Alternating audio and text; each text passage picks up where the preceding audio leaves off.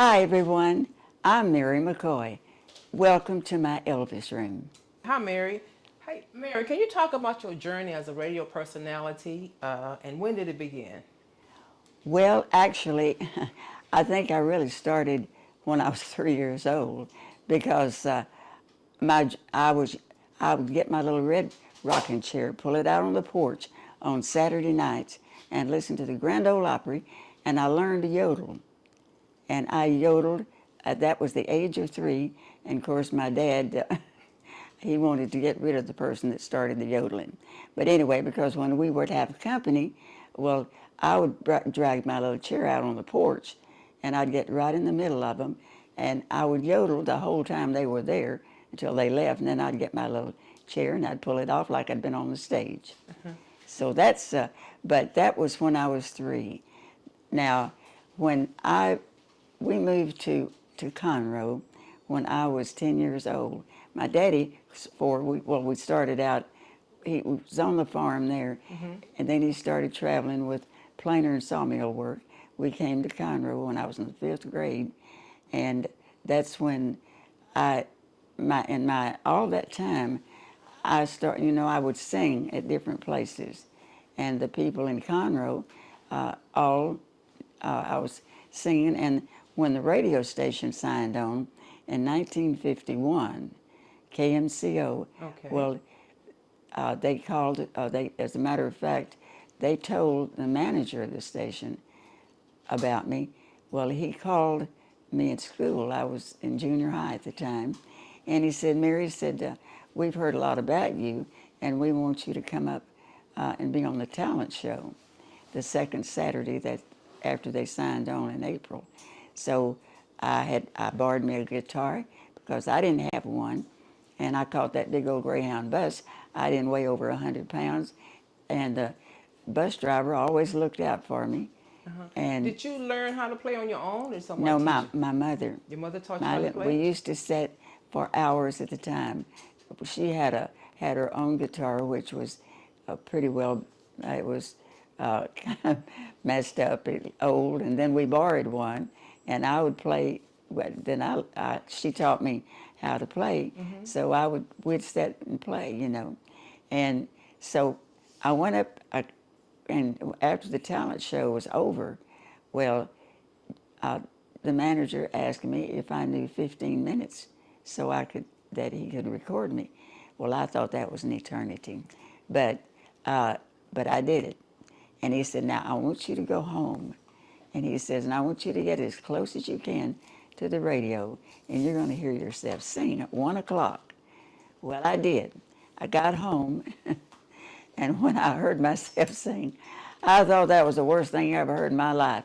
And I told my mom I was crying. She said, why are you crying? She said it was good. I said, no. I said, my career has ended right now. So, what's the first time you heard yourself on the radio? That was the first time. So the next week, got another call at school. Mary, we want you to come back to the station. It said we got a call, and we from a sponsor. He wants to sponsor your show, which was Brown Sinclair Service Station. And so I said, you got to be kidding. I said, he says, well, he didn't think so. He thought it was great.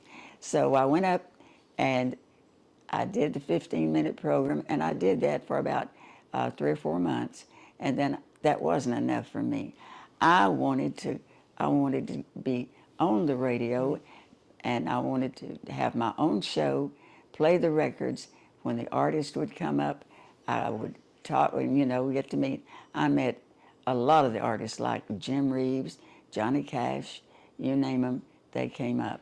Mary, were you doing this while you were in school on the radio? Yes. So you were doing it before school or after school? After school. Okay. And I'd run every step of the way to school, from the school to get to the station and get there on time. Well, at first they put me in a little booth by myself, and we had one of the guys that was running the board. So, but one day he came in and he got me out of the booth. He said, Mary, come here. And I said, but I can't. I'm on the show. he said, follow me. We went to the control room, and he sat me down in a chair, and he said, it's all yours. Of course, I'd been watching them with, at the console, and I learned everything that just watching them, and he left me, and so that I started with, they gave me a 2-hour show that I was on every day, Monday through Friday, and then on Saturday afternoon I was on. But see, I didn't have a license, so they had to have the engineer to be there with me. And that, from that, I started because I wanted to sing, and I started with, I think I was on the Grand Prize Jamboree in Houston at 14 years of age with Biff Colley, Little Marge, Floyd Tillman, George Jones, Tommy Sands, you name it, they were all there. So you was at radio personality at Yes. 12, and then you was singing at 14, and you Right. was singing with a I lot sta- of people lot of in the- the area. So when you Right. was singing in Conroe, you was traveling also, right? Yes. Okay.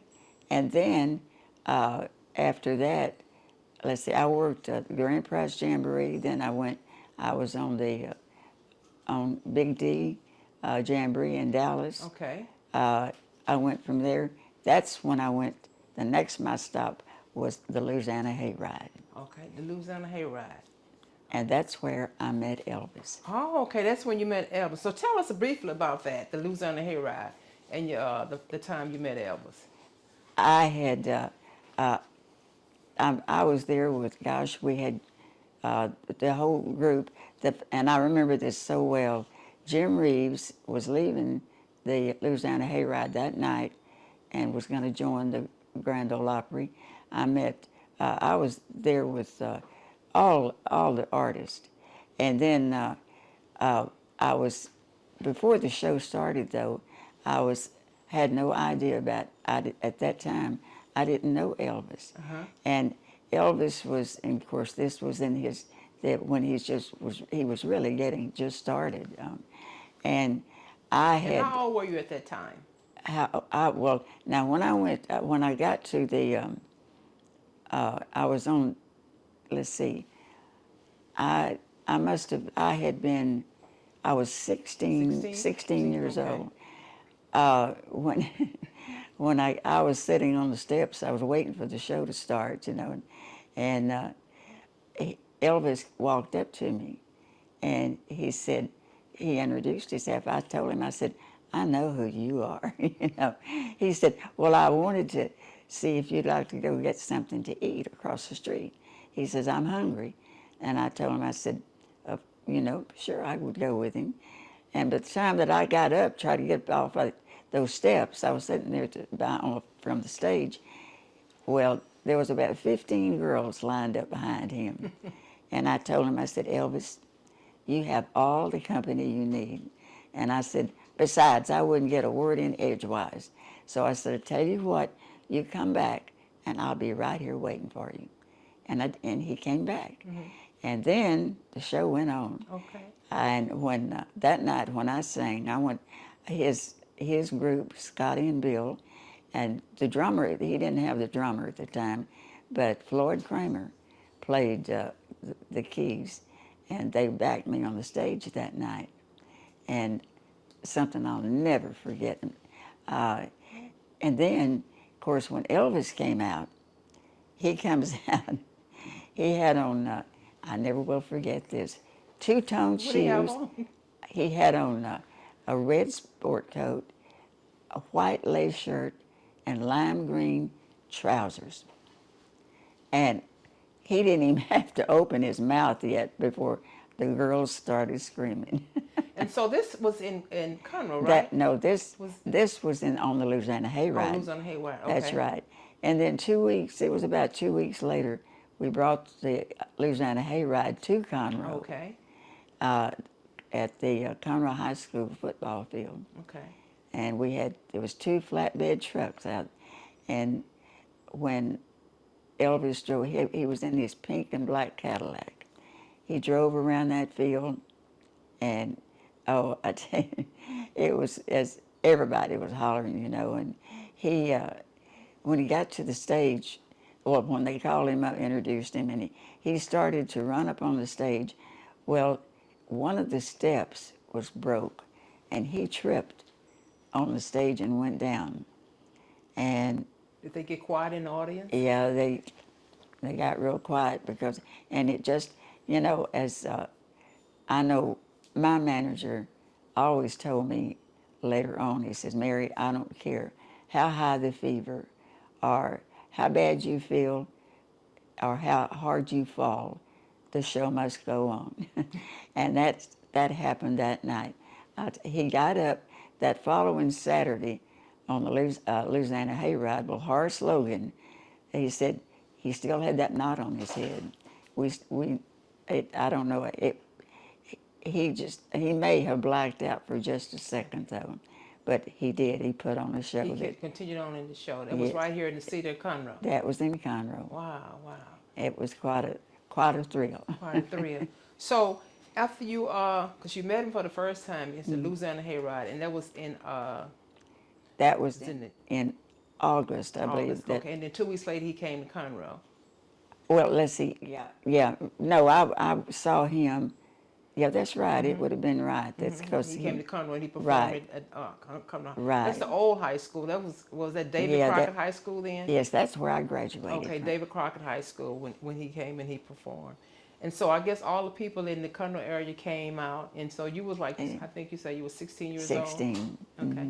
And you performed also, am Yes. I correct? Uh-huh. Okay. So we know we're in your Elvis room right now.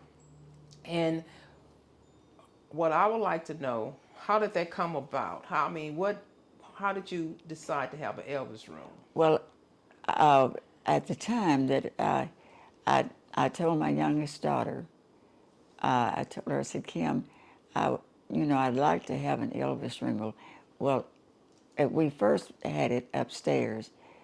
It was, and where we are right now was we had that was this used to be the garage.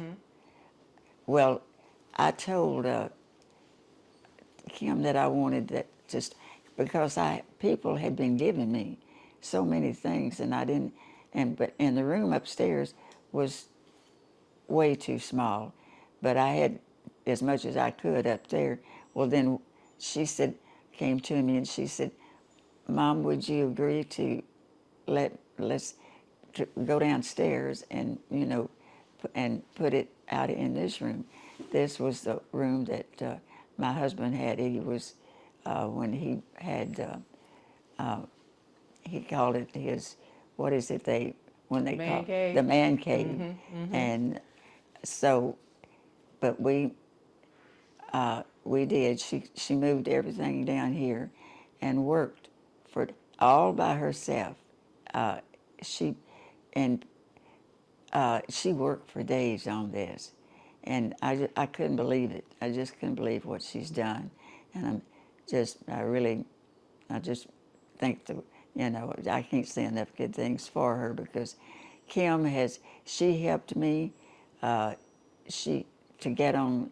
Well, she's my manager, and but it's really been a journey that I'll never forget because I've accomplished everything that I set out to do. Because you said I think we was talking earlier off camera, and you said when you was a little girl, you had a list. You remember you said a list of things that you wanted to do. Can you share those with us?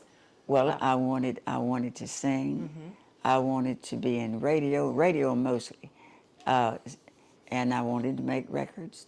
I did that, and I wanted to be on the Grand Ole Opry so bad. Well, and a lot of times you don't think dreams come true, but they really do, because this year I got to be on the Grand Ole Opry, and when I walked out on that stage, I told the radio announcer, I said, Charlie, you don't know how long I've waited to put my 2 feet on this stage. I said, I can't sing for you. That's what I really wanted to do. But I said, I can talk. So I introduced one of the artists. Okay. What artist do you remember the artist that you introduced at the Grand Ole Opry earlier this year? You know what? I cannot pronounce his name right now. I was trying to think of his name. But there was one guy that was there that was, that I knew, and I wanted to introduce him, but I didn't get to, but they let me go anywhere I wanted to in the Opry that night. We made pictures in the circle, the big circle, and so my dream came true. Well, that's amazing. I finally made it to the Grand Ole Opry. You was an announcer on that night too, Yes, right? That's a blessing right there, and that's a part of your dream. Can you tell us? Do you remember what was your first Elvis collection piece? The clock, Okay. right up here. Okay. Okay. Oh, okay. That was given to me by my son-in-law. Okay. So that was the first piece you got before you started your Elvis room. That's right. Okay. Do you remember when you got it? Oh my goodness. Several years ago. Oh yeah. It's about, I guess,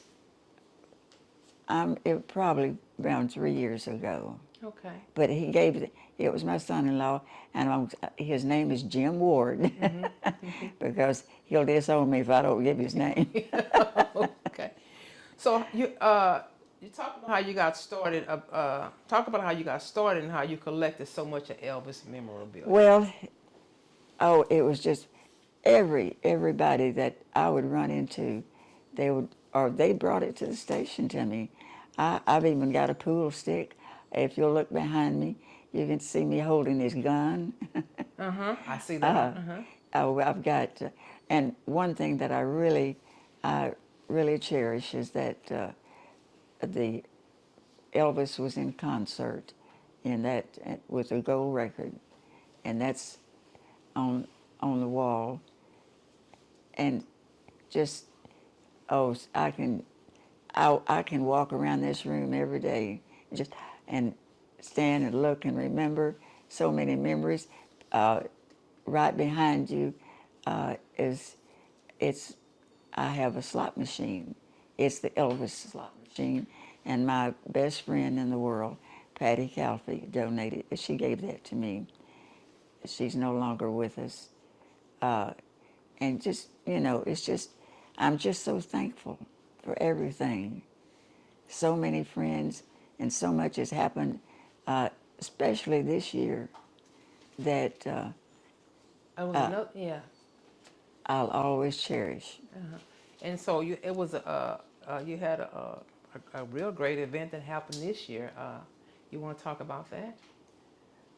You got Oh the yes, world record. Oh yeah. Yeah, tell us about I'll tell that. you, that was The Guinness that Book, is yeah. something that I had. I never thought I would be in the Guinness Book of Records, but one day, my boss at where I work now at K-Star, he asked me. He says, "Mary, how long have you been in radio?" At that time, I told him. I said, "Well, 71 years," but I said in April, I'll be in 72 years, So anyway, he wanted the sales manager to do some research and find out who was the oldest and then the longest.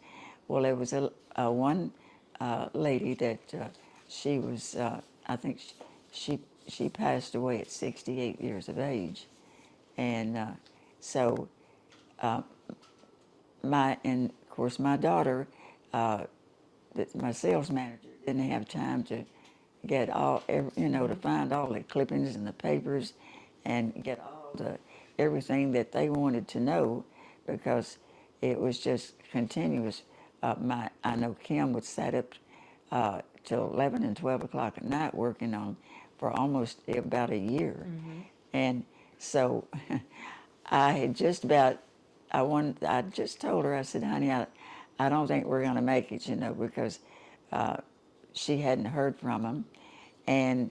But and I'm trying to remember the day that I was so excited. Of course, this was back in April when she came in I was getting ready to go to work, and she says, Mama said, guess what? We just got an email. It said, you're in the Guinness Book of Records, you know. And I couldn't believe what she was saying. And from that point on, my voice has been all over the world, places that I would probably never see. But they fell in love with me in Canada. They loved me in London. Just I can't remember all the places. It was 2 and 3 interviews a day for 2 weeks. Wow. And Worldwide. yeah, worldwide. Yeah. So that's part of your, it was part of your dream, you talked That about. was my dream. Yeah, and you say you love people and people love you. And I love the people of Conroe. That was one. And it's the people that's kept me going all this time. And I've always said that, when you have God on your side and you have friends, you have everything. Yeah, you have everything. That's amazing. That's really amazing. And what are some of your favorite Elvis collections and why? Well, the one thing about Elvis, I know I can sit and listen to him sing gospel music all day long.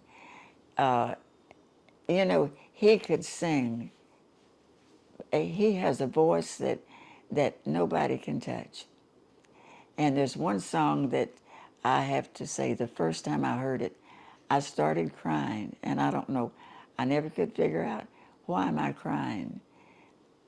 It's called Starting Today, and it's one that he was such a, first of all, he went much too young, 42 years of age, and the music, and whatever he sings, it's people I know, there's the impersonators, they do a great job. And I've gone to see many of them, but there'll always be one Elvis. One Elvis.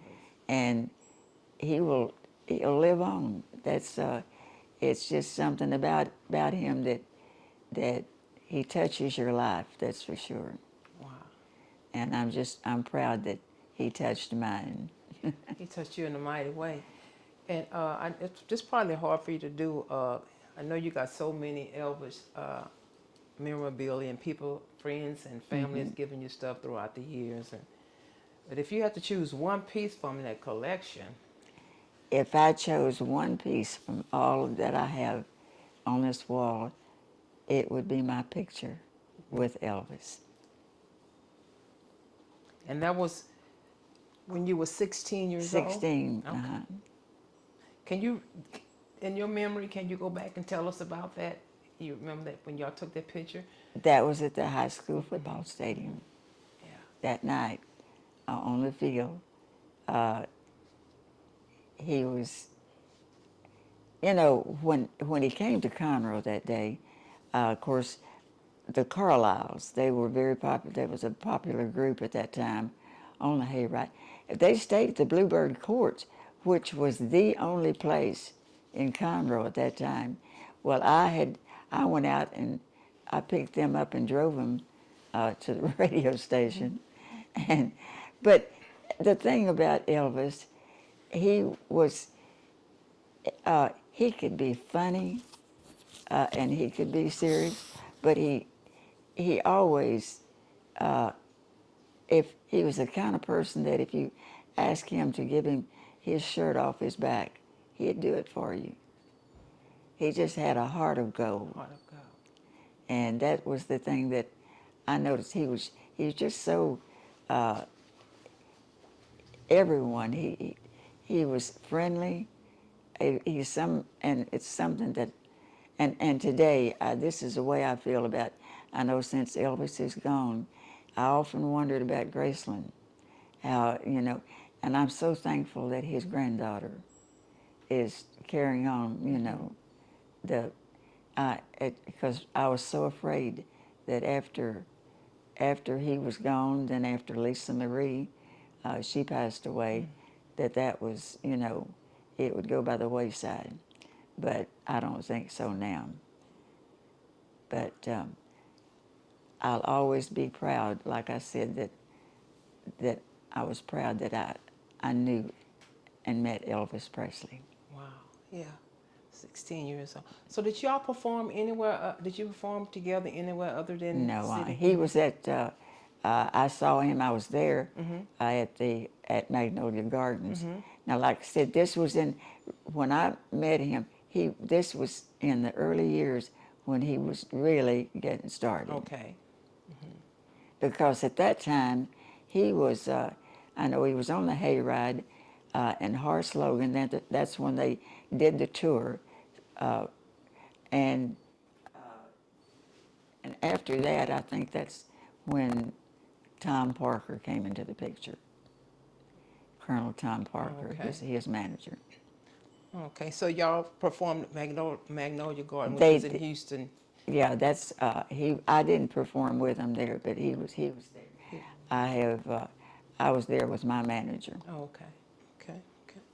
So if there's something that questions or something maybe I didn't ask you or something you would like to share about your Elvis room and your time you spend with Elvis, Well, you would like to share with us?